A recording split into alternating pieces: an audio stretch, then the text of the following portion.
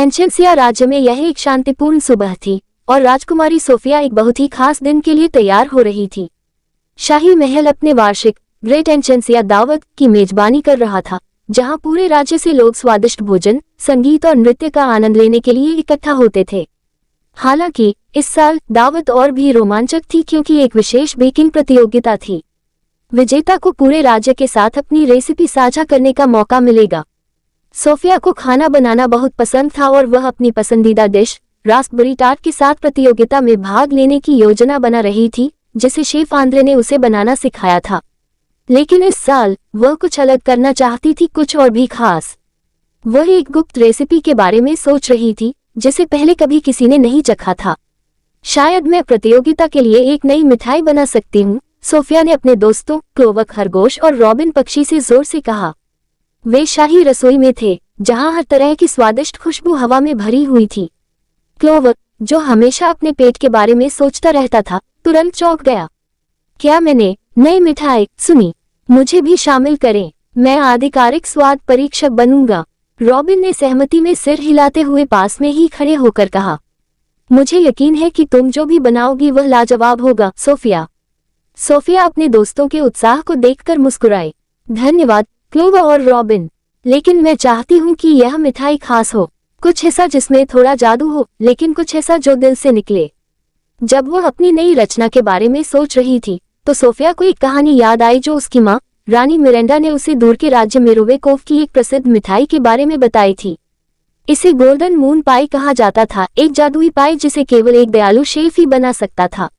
इस रेसिपी को गुप्त रखा गया था और इसे केवल वे ही खोज सकते थे जो वास्तव में अपनी रचना को प्यार से साझा करना चाहते थे। मुझे ठीक ठीक पता है कि मैं क्या बनाने जा रही हूँ, सोफिया ने उत्साह से कहा। गोल्डन मून पाई, मुझे गुप्त रेसिपी ढूंढनी होगी। क्लोवर की आंखें चौड़ी हो गईं। गोल्डन मून पाई, ये स्वादिष्ट लगता है, लेकिन हमें इसकी रेसिपी कहाँ मिलेगी? किंवदंती के अनुसार, सोफिया ने समझाया, ये रेसिपी केवल सपनों के जंगल में छिपी एक जादुई कुकबुक में मिल सकती है। यह एक ऐसी जगह है जहां जादुई जीव रहते हैं और वे पुरानी रेसिपी के रहस्यों की रक्षा करते हैं। सोफिया रेसिपी खोजने और प्रतियोगिता के लिए पाई बनाने के लिए दृढ़ थी। वह अपने साहसिक कार्य पर निकल पड़ी। क्लोवर और रॉबिन उसके साथ उत्सुकता से थे। जैसे ही वे महल से बाहर निकले, सूरज चमक रहा था और ताज़ी हवा ने सोफिया को आगे की यात्रा के लिए उत्साह से भर दिया। एंशेंसिया के घास के मैदानों और खेतों से लंबी पैदल यात्रा के बाद वे आखिरकार सपनों के जंगल के प्रवेश द्वार पर पहुंच गए। पेड़ ऊंचे और पुराने थे, उनके तने के चारों ओर बेलें लटकी हुई थी और छाया में फूल धीरे धीरे चमक रहे थे। इस जंगल के बारे में कुछ जादुई था, हवा की फुसफुसाहट, टिमटिमाती रोशनी और कभी कभी जादुई जीवों के पंखों की सरसराहट शाखाओं के बीच से उड़ती हुई। जैसे ही सोफिया और उसकी सहेलियां जंगल में दाखिल हुईं, उनका स्वागत फियोना नाम की एक मिलनसार परी ने किया। उसके पंख चमक रहे थे और उसकी मुस्कान भी प्यारी थी। सपनों के जंगल में आपका स्वागत है, राजकुमारी सोफिया, फियोना ने मधुर संगीतमय आवाज में कहा। आज तुम यहाँ क्यों आए हो? सोफिया ने गोल्डन मून पाई की गुप्त रेसिपी खोजने के अपने मिशन के बारे में बताया। फियोना ने ध्यान से सुना और फिर सिर हिला दिया।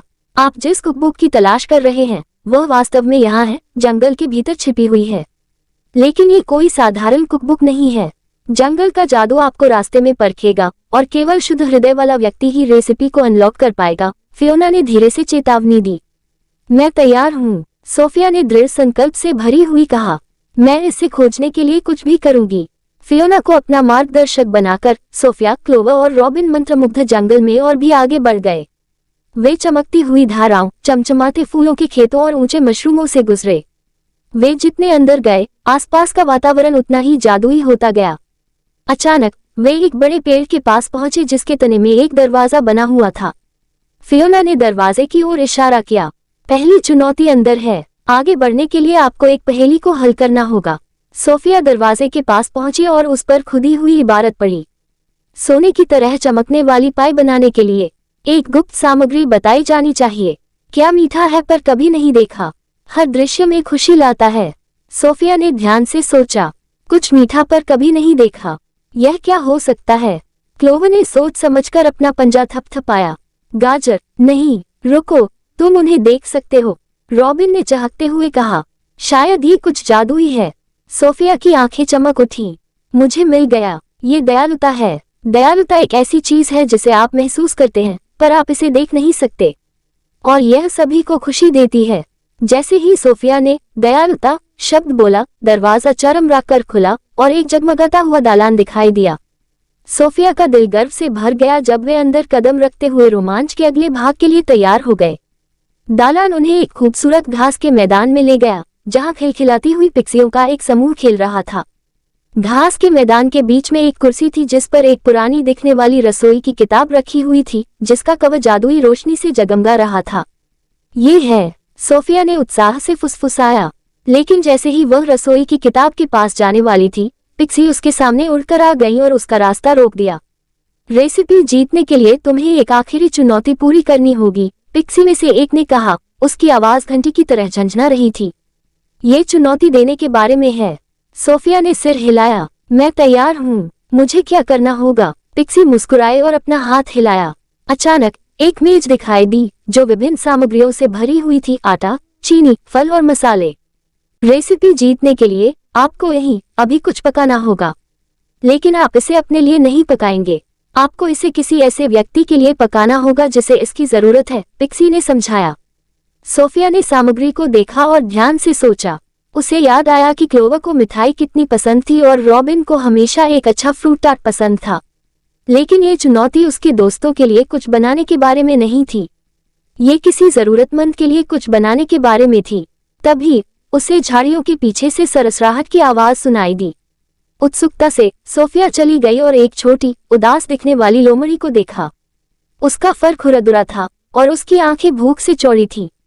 ओह नहीं, सोफिया ने धीरे से कहा, तुम भूखे लग रहे हो। चिंता मत करो, मैं तुम्हारे लिए कुछ बना दूंगी। सोफिया वापस मेज पर आए और कुछ सामग्री इकट्ठी की। उसने जामुन और मेवों से भरी एक साधारण हार्दिक पाई बनाने का फैसला किया, कुछ हिस्सा जो छोटी लोमड़ी के पेट को भर दे और उसे ताकत दे। सोफिया काम करते हुए लोमड़ी पर ध्यान केंद्रित करती रही, सोचती रही कि वह कितनी मदद करना चाहती है। उसने ध्यान से सामग्री मिलाए, आटा गूंधा और प्यार और देखभाल के साथ पाई बेक की। क्लोवर और रॉबिन ने प्रशंसा के साथ देखा कि सोफिया हर कदम पर अपना दिल लगा रही थी। जब पाई बनकर तैयार हो गई तो सोफिया घुटनों के बल बैठ गई और लोमड़ी को पेश किया। छोटे जीव ने एक निवाला खाने से पहले उत्सुकता से उसे सूंघा। पाई को खाते समय उसकी आंखें खुशी से चमक उठी और वह कृतज्ञता में अपनी दुम हिला रहा था। तुमने ये कर दिखाया, सोफिया, रॉबिन ने धीरे से कहा। तुमने वाकई प्यार से बेक किया है। उस पल पिक्सी खिलखिला उठी और सोफिया के चारों ओर फड़फड़ाने लगी, उनके पंख चमक रहे थे। तुमने परीक्षा पास कर ली है, राजकुमारी सोफिया, मुख्य पिक्सी ने कहा। तुमने दया, निस्वार्थता और प्यार दिखाया है। गोल्डन मून पाई की गुप्त रेसिपी अब तुम्हारी है।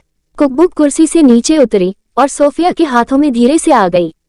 उसने इसे खोला तो एक चमकता हुआ पन्ना दिखाई दिया जिस पर गोल्डन मून पाई की रेसिपी सुंदर सुनहरे अक्षरों में लिखी हुई थी। सोफिया का दिल खुशी से भर गया। बहुत बहुत धन्यवाद। मैं पाई बनाने और ग्रेट एंचेंसिया फेस्ट में सभी के साथ इसे साझा करने का वादा करती हूँ। गुप्त रेसिपी हाथ में लेकर सोफिया, क्लोवर और रॉबिन शाही महल में वापस आ गए। वहां सोफिया ने प्रतियोगिता के लिए जादुई गोल्डन मून पाई पकाने का काम शुरू कर दिया।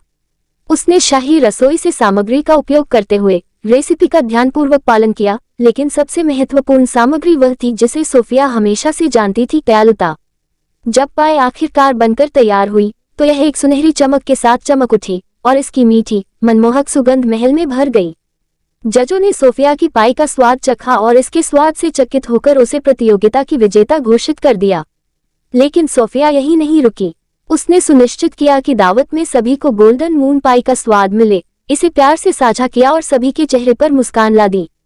जैसे जैसे इंचानिया पर सूरज डूबता गया, सोफिया को एहसास हुआ कि इस रोमांच ने उसे एक मूल्यवान सबक सिखाया है। सच्चा जादू मंत्रों या रहस्यों से नहीं आता, ये दिल से आता है, दूसरों को देने से और प्यार से खाना पकाने से।